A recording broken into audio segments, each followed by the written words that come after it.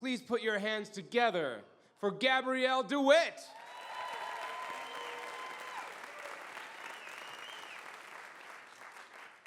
According to OkCupid, I am more old-fashioned, more romantic, and more kinky. So, after a few long, frustrating, unsuccessful years of online dating, the old-fashioned romantic in me quit OkCupid, and the kinkster in me joined FetLife. FetLife is not actually meant to be a dating site. It's best described as Facebook for kinky people. So, I created my profile, and I started uploading naughty picture after naughty picture. And it started getting me attention. I was getting bombarded with messages. I call this the fresh meat phenomenon. These messages ranged from, "You are delightful," to, "I want to fill all your holes." One of the quirks of FetLife is you can't hide your location, so people who don't want to say where they're from tend to list Antarctica. So I'm getting all these creepy messages from people in Antarctica. And I'm feeling in over my head. I don't know how to tell the difference between genuine, worthwhile people and freaky types who I should steer clear from. So I was a little torn when I got the following message. Manners, etiquette, degradation, submission, and power can all live side by side. I've been calling this retraditionalism, an updated version of Victorian, post-war, and other eras, where there was a place for roles, for strength, for beauty, for light, for darkness, for softness, and for discipline. Signed, X. P.S. Your dancer picture is beyond lovely. Mixed innocence and sensuality. It's captured my imagination. So, reading between the lines, I got, this guy's super weird.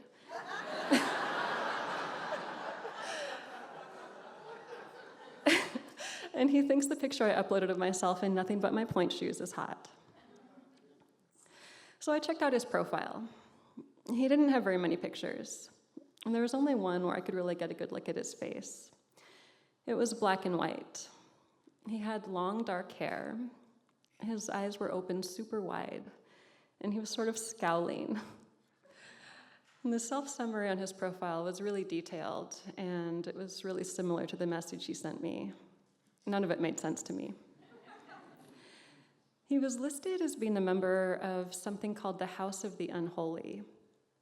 So I thought, this guy's a 40-something goth who takes himself too seriously and is a potential Satanist.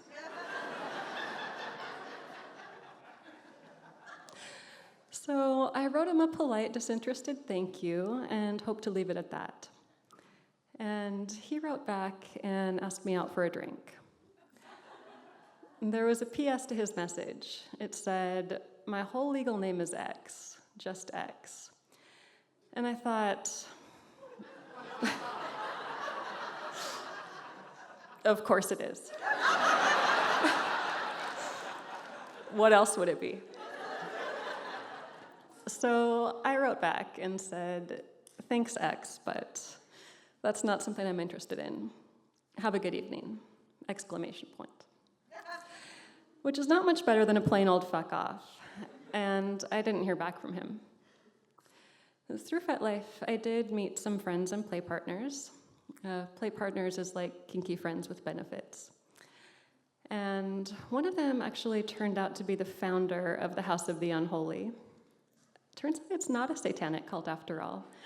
It's just a group of friends that like to do things like go on hikes together.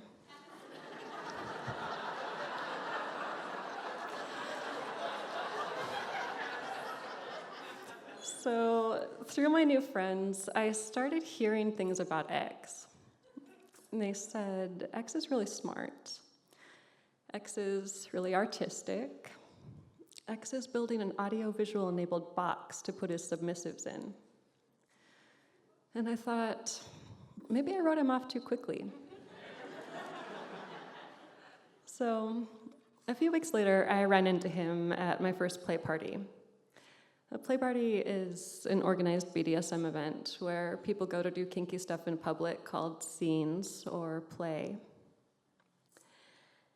And we were both there with our dates, and my date knew X, so we all stood around chatting for a while. If X was pissed at me for blowing him off, he didn't let it show, and I was definitely curious about him and checking him out. He looked different than what I expected. He was skinny, which isn't usually my type, but there was something I liked about him. Our small talk didn't last too long. We split off to get set up for play with our partners. We were in a large open venue with a lot of BDSM furniture. And my date wanted to do a caning scene with me, so he spread a sheet over a massage table and asked me to get undressed. I'd been in plenty of kinky relationships before, but public play was still new to me, so I was a little nervous.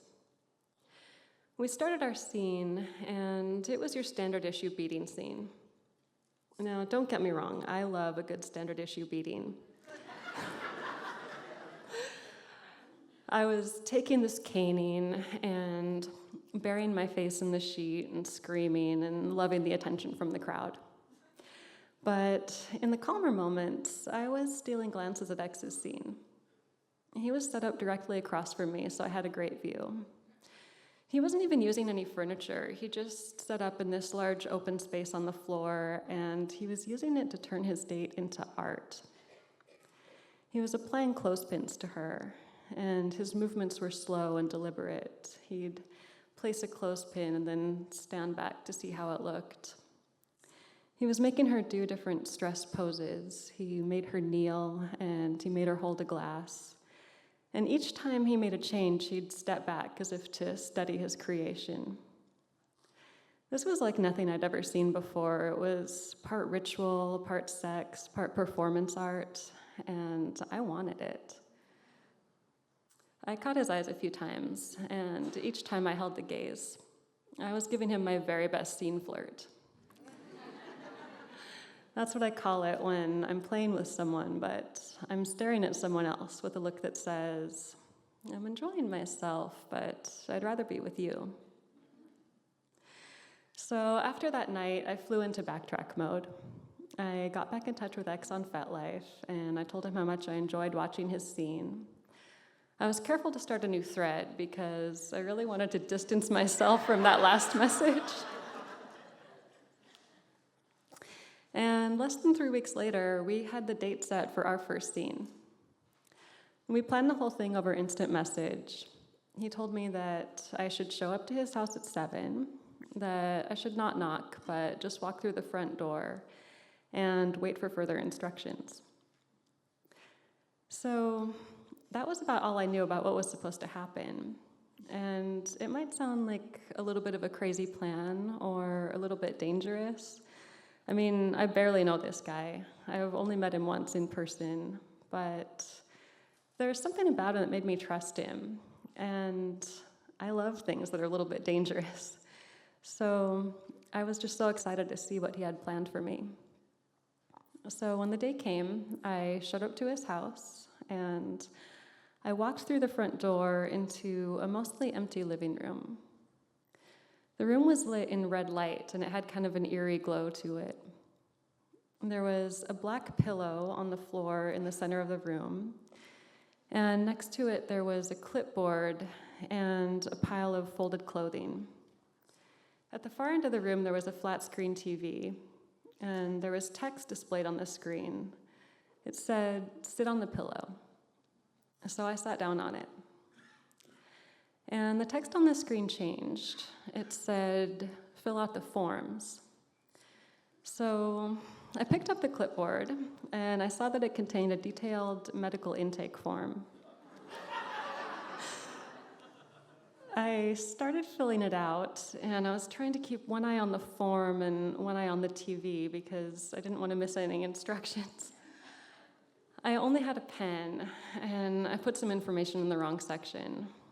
I thought, oh no, is this a test that I've already failed? Am I going to be punished for this? I finished filling out the forms as best I could, and the text on the screen changed. It said, put on the clothes. So I looked through the pile of clothes and saw that it was a black t-shirt and shorts. So I stripped down to my sexy black bra and panties that I'd worn special, and put on the t-shirt and shorts and sat back down. And the text on the screen changed. It said, put on the blindfold.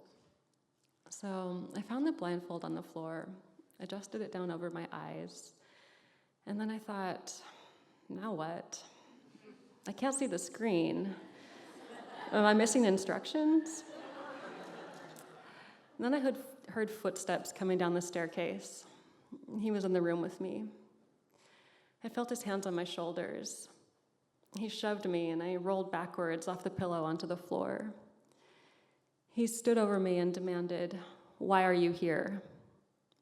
I said, to play with you? He said, no, why are you here? I was panicking. I said, I don't know. He asked me one more time, why are you here? And I said the first thing that popped into my head, I want to find out what will happen. He seemed satisfied with this answer. He said, we need a new name for you. What should we call you? I threw out my old stripper name from a lifetime ago. Natasha? He kind of scoffed at this. It was clearly not what he was looking for, so I tried taking it in a dirtier direction. Fuck toy? No, he said, I think I'll call you meat. And that's what you are, isn't it? I wondered what I'd gotten myself into, but I said okay. Then he took my hand and started leading me up the stairs. I stumbled along after him, still blindfolded, knocking something over in the process. When we got to the top of the stairs, he stripped me out of the shorts and pulled the t-shirt up, exposing my chest and trapping my arms and face in the fabric. I felt vulnerable but excited. And then I felt the pinch of clothespins clip onto my triceps. I heard the flick of a lighter, and I could smell the smoke from a clove cigarette. He pulled the fabric of the t-shirt down, exposing my lips, and placed the cigarette between them. I took a drag. Then he took my hands and bound them together with tape around some kind of a wooden post. He told me to escape on my own. I struggled, but the tape dug into my hands and it hurt, and I told him I couldn't. He said, yes, you can, and he started striking the backs of my thighs hard with the crop. My heart was racing. I struggled more frantically and was finally able to get my hands free. He must have sensed my panic because he rested a reassuring hand on my shoulder. I wanted to melt into his touch. He took my hand and led me into another room, and he helped me step over a ledge. It must have been a bathtub that I was standing in because I could feel the cold, smooth surface under my feet. I stood there waiting, and seconds later I screamed as I was drenched with cold water. I felt shocked and a little bit angry at this treatment, but I was still loving every second of this. He stripped me out of the soaking wet t-shirt and blindfold and led me to another room. This room was completely dark except for the light from a headlamp that he was wearing and the burning end of his clove cigarette. The headlamp was so bright that I could barely look in his direction. He made me get into a squat pose and grab my ankles. This got uncomfortable very quickly, so I had to ask for permission to stand up. He said okay, and then he asked me a question. He said, do you remember the first message I sent you? Oh, God. I was instantly mortified. I knew exactly what message he was talking about, and he was supposed to politely pretend that message had never existed. So I said, the one on FetLife? And he said, yeah. So I said, yeah, I remembered. He said, do you remember what you said to me? He was not going to let me off the hook for that "thanks, but that's not something I'm interested in" line. So I said, yeah, I remembered. He asked me why I had replied that way. There was no way out of this but the truth. I shamefully admitted that I misjudged him. I thought he was one of those FetLife weirdos I was trying to avoid. He took a drag of his clove and walked right up to me so our faces were inches apart. And he said in the most cocky voice, "Funny how things work out." Then he led me back to the bathroom. Without the blindfold, I could see the beautiful clawfoot tab. He started filling it with water and asked me to get in. At first, I lay there awkwardly, wondering if my tummy looked fat. This was the first time all night that I'd felt self-conscious. I think because it was the first time all night that we could really see each other. Up until now, we'd been separated by either the blindfold or the darkness, but now we were face to face. The room was lit with blue light, and it felt so calming. X knelt down on the floor next to me, grabbed a washcloth, and started bathing me. I was so overwhelmed by the tenderness that I forgot to be self-conscious and gave myself over to his care. After a few minutes, he got in with me, and we sat there facing each other. And then we leaned in for our first kiss. I fell in love in that moment. And that was over a year ago, and I'm still so very much in love. I found that romance that I'd been looking for with someone I never expected to. And now that weird name X is tattooed on my hand and forever in my heart.